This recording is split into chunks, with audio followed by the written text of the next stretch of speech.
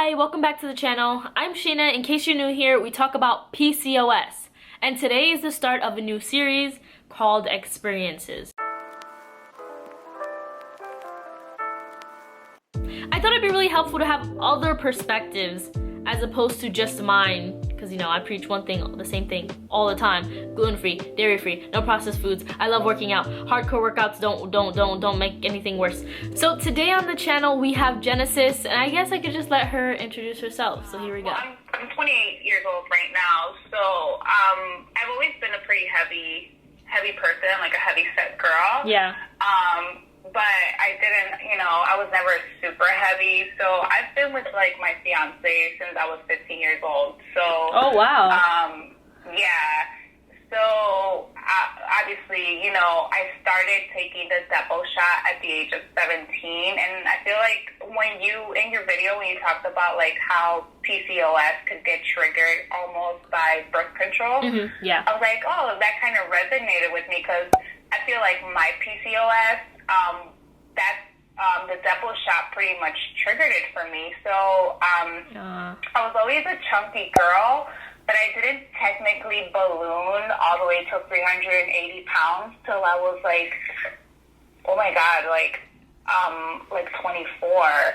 So I started the Depo shot at the age of 17, and I took it for almost a year, and I just kept gaining weight, and I couldn't figure out why. So then I got off the Depo shot, and I never had like a consistent period ever.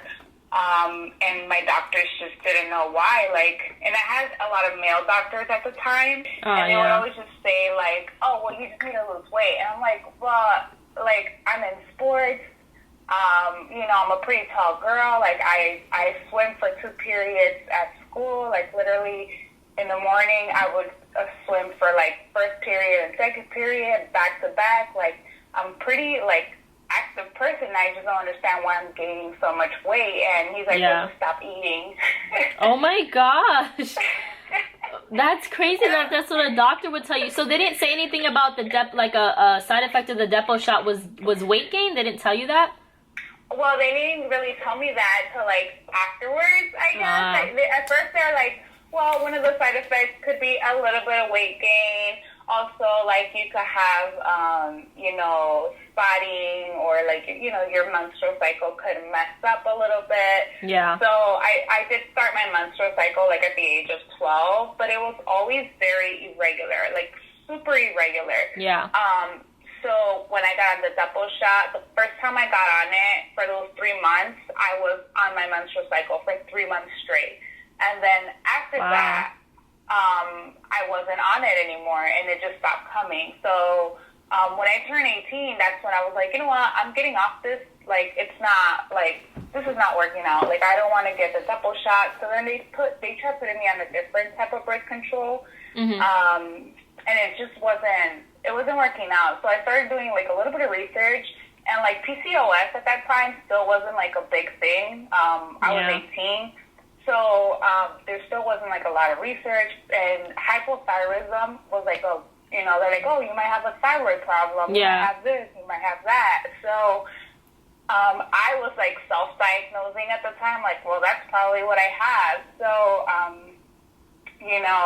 I was just having, like, a really hard time. So it wasn't until, 2014, where it was my golden birthday. I was I had just turned 24 years old, and I remember, like, we have a store here called Rainbow, and it's, like, a plus-size store. Yeah. And I remember, like, going to, like, Rainbow, and, like, the biggest size is, like, 5X, and I remember going, like, into the fitting room and, like, trying something on, and I was like, this doesn't fit.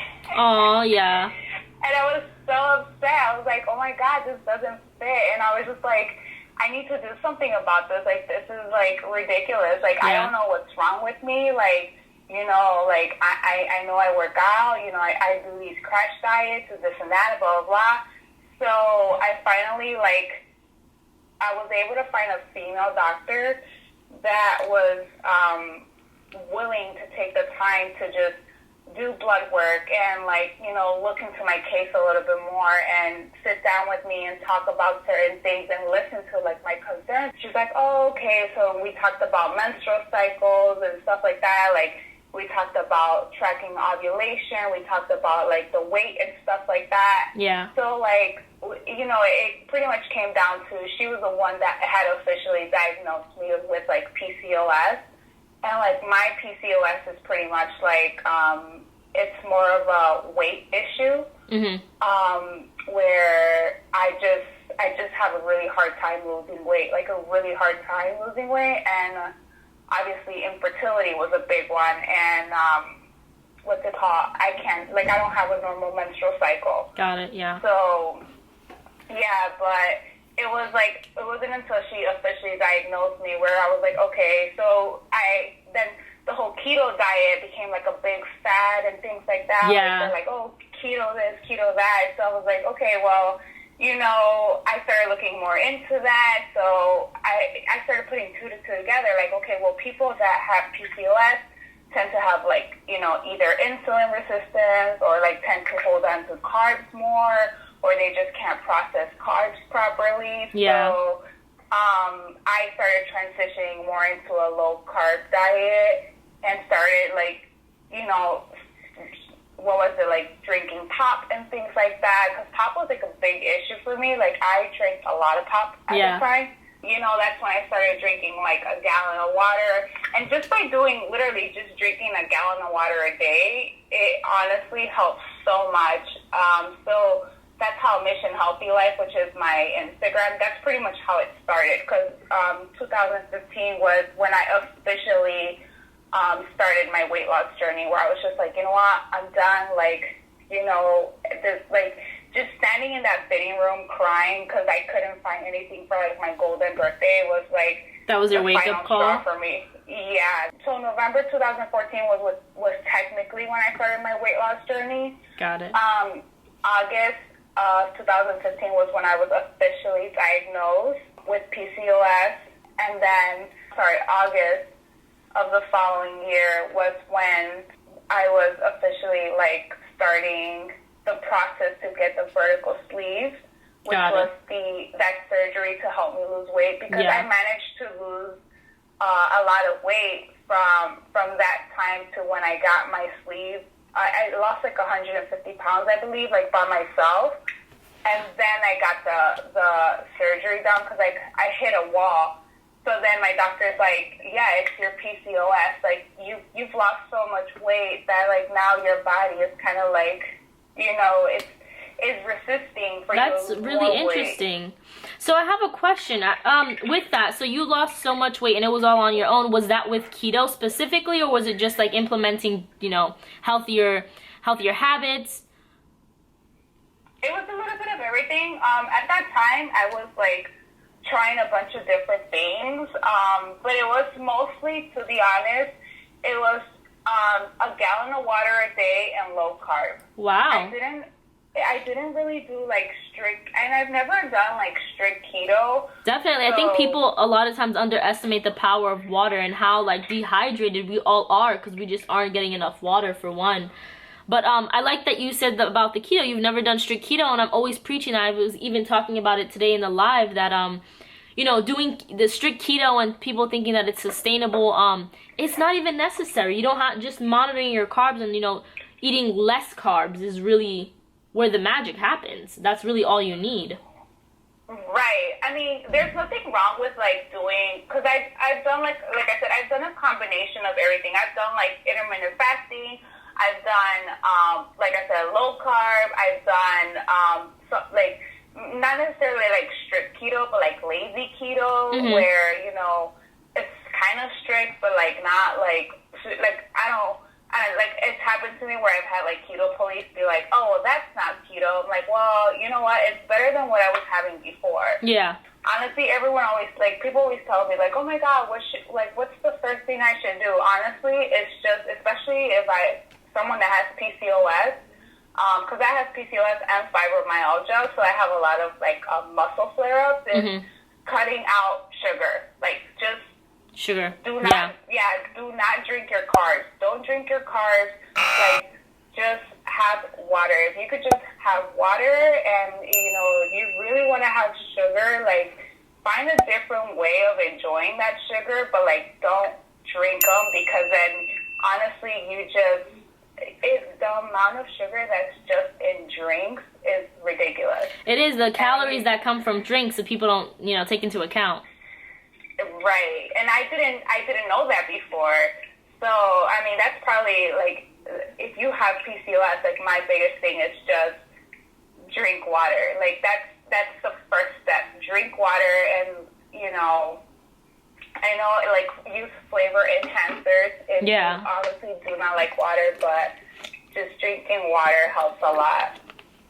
And so that's really interesting. That for you, like, you didn't cut out processed foods 100%. Did you go gluten and dairy free at all?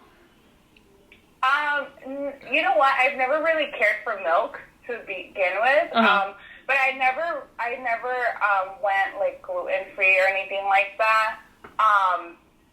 Because I'm Mexican, I like tortillas and stuff like that. Yeah. So like, I like having like bombazos and things like that. It's just, I guess for me, it's just controlling it. So before, I could sit down and have like, when I was bigger and I didn't know any better, I was able to have like 6, 7, 8 tacos, and I couldn't know any better. But like now, obviously with the VSG, what that does is, because I know you had some questions. So I do have questions. So VSG, what does it stand for again? So it's a vertical sleeve gastrectomy. So what it does is like, okay, so think of your stomach, like my stomach. Let's just say my stomach used to be the size of, let's say a watermelon. I'm just throwing something out there, a watermelon, right? So what they do is they go in there and they cut your stomach to like the size of a banana, which is what your stomach should be. Okay. So because like I had such bad eating habits before, my stomach was so stretched out that like I never felt full, if that makes sense. Yeah, that makes sense. So like once they do that, you have a smaller stomach, so you actually have like that sensation of feeling full. A lot of people are like, oh, it's the easy way out, but it's really hard, because you actually have to like see a therapist, and the therapist has to clear you to make sure that you have a healthy relationship with food.